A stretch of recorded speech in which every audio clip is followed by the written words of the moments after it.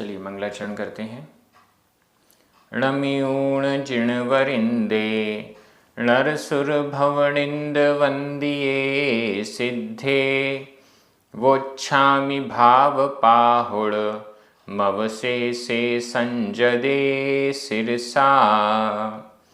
बोलिए श्री खरजाराट शांतिनाथ भगवान की जय। आचार्य श्री कुंद स्वामी की जय। आचार्य गुरुवर विद्यासागर समय सागर जी महाराज की जय। मुनि पुंगव श्री 108 सुधा सागर जी महाराज की जय। हम सभी बड़े ही सौभाग्यशाली हैं जो हमें आचार्य कुंद स्वामी के महान ग्रंथ अट्ठपाहुड़ के अध्ययन का अवसर मिल रहा है। 5वां भाव पाहुड़ चल रहा है। आचार्य कुंद स्वामी भावों की महिमा को बता रहे हैं। भावों का कैसे प्राप्ति की जाए, भावलिंग को कैसे प्राप्त किया जाए इत्यादि प्रकरण गाथाओं में आ रहे हैं। आज हम 2 गाथाओं का अध्ययन करेंगे। क्रमशः गाथा क्रमांक 114 और 115। दोनों गाथाएं बहुत सरल हैं, बड़ी महत्वपूर्ण भी हैं। चलिए प्रारंभ करते हैं। गाथा क्रमांक 114। उच्चारण।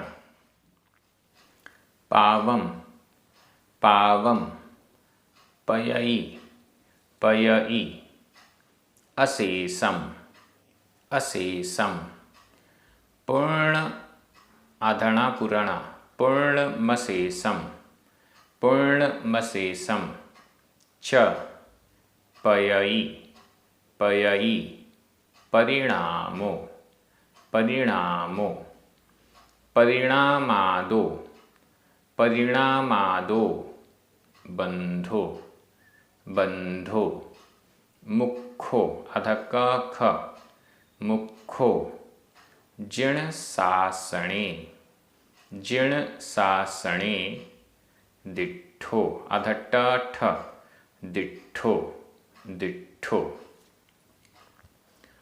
पावं पयई अशेषम पावं पयई अशेषम पूर्णमशेषम च पयई परिणामो पूर्णमशेषम च पयई परिणामो परिणामादो बंधो परिणामादो बंधो मुखो जिण सासणे दिठो मुखो जिण सासणे दिठो। बहुत अच्छी और महत्वपूर्ण गाथा है। परिणामादो बंधो मुखो बंधो मुखो बंधो बंध मुखो मोक्ष बंध और मोक्ष। बंधो बंध कर्मों का बंधना, आत्मा से कर्मों का बंधना, ये बंध है। और मुखो सभी कर्मों का, समस्त कर्मों का आत्मा से छूट जाना, ये मोक्ष है। बंधो बंध मुखो मोक्ष। बंध और मोक्ष ये दोनों ही कैसे होते हैं, किससे होते हैं? परिणामादो परिणामों से परिणामों से परिणामों से ही बंध होता है, परिणामों से ही मोक्ष होता है। परिणाम आत्मा के भाव, आत्मा का परिणमन, आत्मा कैसा विचार कर रहा, आत्मा कैसा कार्य कर रहा, आत्मा का जो भी परिणमन हो रहा है, जिस भाव रूप परिणमन हो रहा है, उस परिणाम से, उस परिणमन से, उस भाव से ही बंधो बंध होता है और उस भाव से ही मुखो मोक्ष होता है। हम कैसे परिणाम कर रहे हैं, उस परिणाम के अनुसार ही कर्म का बंध होता है। कर्मों की मर्जी से कर्म बंध रहे हैं ऐसा नहीं है। कर्मों की मर्जी से कर्म छूट जाएंगे ऐसा भी नहीं है।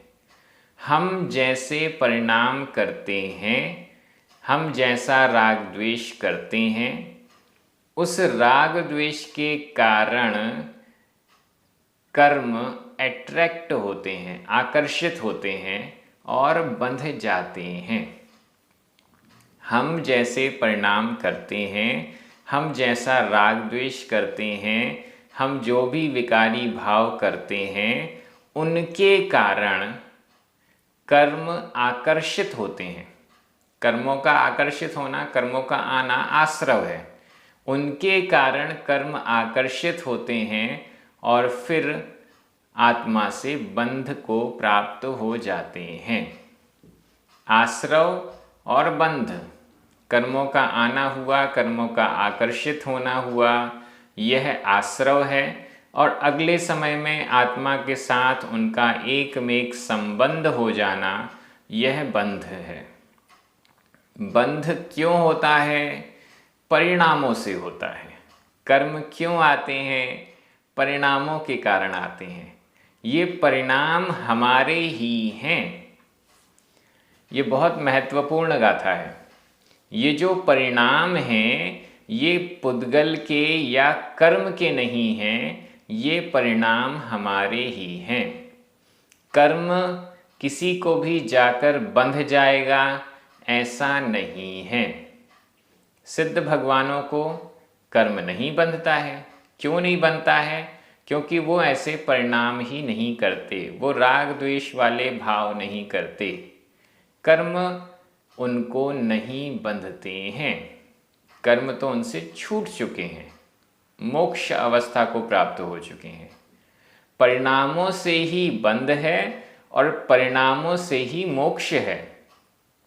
अच्छे परिणामों से अच्छा कार्य होगा, बुरे परिणामों से बुरा कार्य होगा। जैसे भाव हम करेंगे वैसा ही काम होने वाला है। कोई व्यक्ति कार्य कर रहा है, दो व्यक्ति हैं, दोनों व्यक्ति एक सा कार्य कर रहे हैं। एक के भाव अच्छे हैं और एक के भाव मजबूरी वाले हैं। अब दोनों को कैसा फल मिलेगा? वो कैसे कर्मों को बांधेंगे?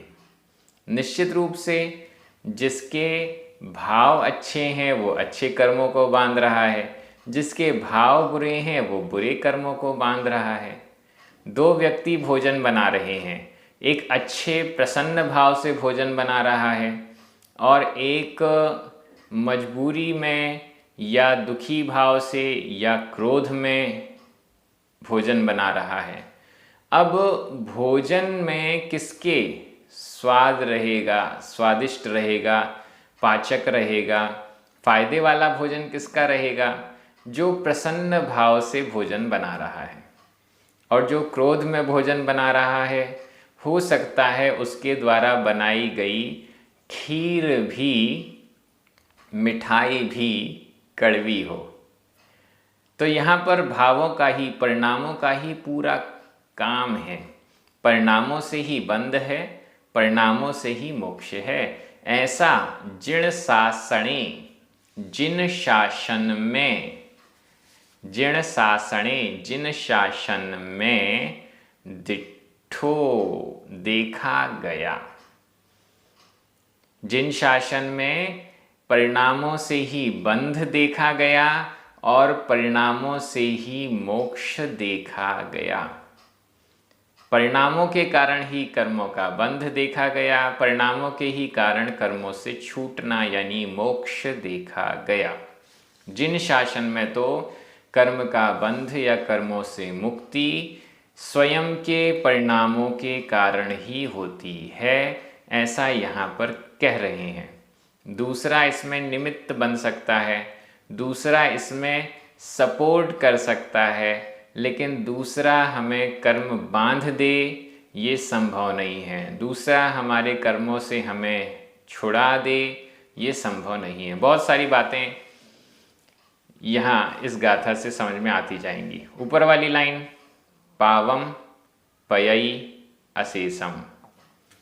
पावम, पावम पाप, पाप, पयई पचता है, फलता है या बंधता है, दोनों तीनों अर्थ बन जाएंगे इसके। अशेषम, अशेषम पावम, अशेष पाप, समस्त पाप, समस्त पाप कर्म पयई पचता है, पचता है। कौन पचाता है इसको? लास्ट में लिखा है परिणामो। परिणामो ये कर्ता हो गया और पयई यह क्रिया हो गया। परिणामो परिणाम, पावम अशेषम पावम अशेष पाप को पयई पचाता है, फलित करता है, फल देकर नष्ट करता है। परिणाम है, ये परिणाम ही पाप कर्म को, समस्त पाप कर्म को फल देने के योग्य बनाते हैं। पाप कर्म को बांधने वाला भी परिणाम है और पाप कर्म का फल दिलाने वाला भी परिणाम है। हम खराब परिणाम, खराब भाव कर रहे हैं तो पाप कर्म बंध रहा है, ध्यान दीजिएगा। और जब हम खराब भाव कर रहे हैं तभी पाप कर्म का उदय भी आ रहा है। पाप कर्म हमारी सत्ता में बैठा हुआ है, लेकिन कभी भी उदय में आ जाएगा नहीं। जैसा हमने बांधा है वैसा उदय में आएगा।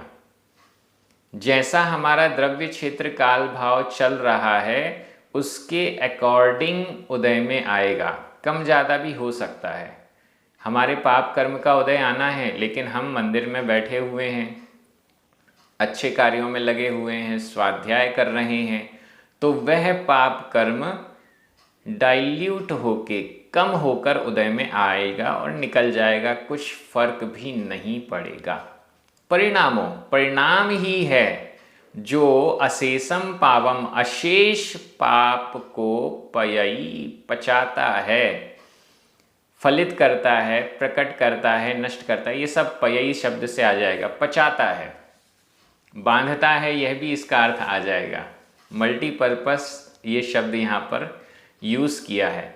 पाप कर्म क्यों बंधे? परिणामों के कारण। पाप कर्म अपना फल क्यों दे रहे? परिणामों के कारण। पाप कर्म नष्ट कैसे होगा? परिणामों के कारण। हर चीज परिणाम से ही होगी, इसलिए परिणामों पयई, परिणाम ही पचता है, पचाता है। परिणाम ही पचाता है किसको? अशेषम पावम, अशेष पाप को। आगे पूर्णम अशेषम, यहाँ संधि विच्छेद कर लें। पूर्णम आधा म, अशेषम का आधा माँ और आ मिलकर माँ पूरा हो गया। पूर्णम पुण्य, अशेषम अशेष, अशेष पुण्य को, संपूर्ण पुण्य को च, और अशेष पुण्य को परिणाम पयई पचाता है। पुण्य को बांधने वाला भी परिणाम, पुण्य को फल रूप से लाने वाला भी परिणाम, पुण्य को समाप्त भी परिणामों से ही वह समाप्त भी हो जाता है। तो परिणाम ही है जो अशेष पुण्य और पाप को बांधते हैं, फल रूप योग्य बनाते हैं, व्यवस्था करते हैं। सब कुछ परिणामों पर ही आधारित है। यह परिणाम ही बंध और मोक्ष को करने वाले हैं। ऐसा जिन शासने, जिन शासन में दिट्ठो देखा गया या उपदेश किया गया, दोनों अर्थ इसके आ जाएंगे दिट्ठो के। दिट्ठो यह भूतकालिक कृदंत का अनियमित प्रयोग है। गाथा एकदम सिंपल है, साफ साफ कह रही है कि अंतरंग के परिणामों को संभालिए, नहीं तो ये परिणाम थोड़ा सा फिसले और पाप कर्मों की तरफ ले जाएंगे। बहुत सावधानी रखनी पड़ेगी, बहुत पुरुषार्थ करना पड़ेगा, परिणामों को संभालना पड़ेगा, तो वह पुण्य कर्म की ओर ले जाएंगे। और अगर मोक्ष प्राप्त करना है तो परिणामों को कितना शुद्ध करना है, यह सब जिनवाणी में मोक्ष मार्ग के रूप में बताया गया है। परिणाम ही बंध और मोक्ष के कारण हैं। व्याकरण की दृष्टि से पावम, अशेषम, पूर्णम, अशेषम, ये चारों द्वितीया विभक्ति के एक वचन है। पयई 2 बार आया है। वर्तमान काल अन्य पुरुष एक वचन का क्रिया रूप है। च अव्यय है। परिणामो बंधो मुखो दिट्ठो ये प्रथमा विभक्ति के एक वचन है। दिट्ठो भूतकालिक कृदंत का अनियमित प्रयोग है। परिणामादो पंचमी विभक्ति का एक वचन भी कह सकते हैं, बहुवचन भी कह सकते हैं, दोनों में ये प्रयोग आता है। अपन बहुवचन में कह देते हैं। जिण सासणे सप्तमी विभक्ति का एक वचन है। मैं एक बार हिंदी अर्थ कर रहा हूं, आपकी नज़र प्राकृत शब्दों पर जानी चाहिए। जीवों के परिणाम अशेष पाप को पचाता है और अशेष पुण्य को पचाता है। जिन शासन में परिणामों से बंध और मोक्ष देखा गया।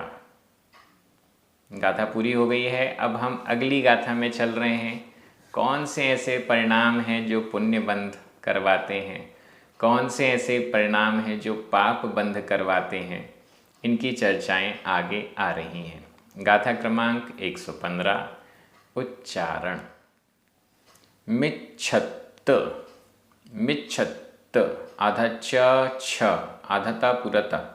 मिच्छत्त तह तह कसाया कसाया। संजम यहाँ वग्रह का चिन्ह है, मतलब आ, लेकिन उच्चारण में वो नहीं आता। संजम जोगेहि जोगेहि कसाया संजम जोगेहि। असुह असुह लेसेहिम असुह लेसेहिम। बंधई बंधई असुहम असुहम। कम्मम आधमा पूरमा कम्मम। जिण वयण परम मुहो आधमा पूरमा। जिण वयण परम मुहो जीवो जीवो। मिच्छत्ततः कसाया मिच्छत्ततः कसाया। संजम जोगेहि असुह लेसेहिम संजम जोगेहि असुह लेसेहिम। बंधई असुहम कम्मम बंधई असुहम कम्मम। जिण वयण परम मुहो जीवो जिण वयण परम मुहो जीवो। बहुत अच्छी गाथा है और एकदम स्पष्ट कर रही है। बंधई बांधता है, असुहम अशुभ कम्मम कर्म को बांधता है, अशुभ कर्म को अशुभ कर्म को बांधता है। कौन बांधता है, कैसे बांधता है? अशुभ कर्म को बांधता है। कर्म 2 प्रकार के हैं, शुभ और अशुभ। शुभ जो अच्छा फल देने वाले हैं, अशुभ जो बुरा फल देने वाले हैं। कर्मों को 2 कैटेगरी में अलग अलग डिवाइड कर दिया गया, शुभ और अशुभ। जितनी भी घातिया कर्म हैं वो सारे के सारे अशुभ यानी पाप कर्म हैं। शुभ को हम पुण्य कर्म कह सकते हैं, अशुभ को पाप कर्म भी कह सकते हैं सामान्य रूप से। अशुभ कर्मों को बांधता है, अशुभ कर्मों को बांधता है। कौन बांधता है? जिण वयण परम मोहो जीवो जीव बांधता है। कैसा जीव? जिण वयण परम मोहो। जिण वयण जिन वचन, परम मोहो परांगमुख।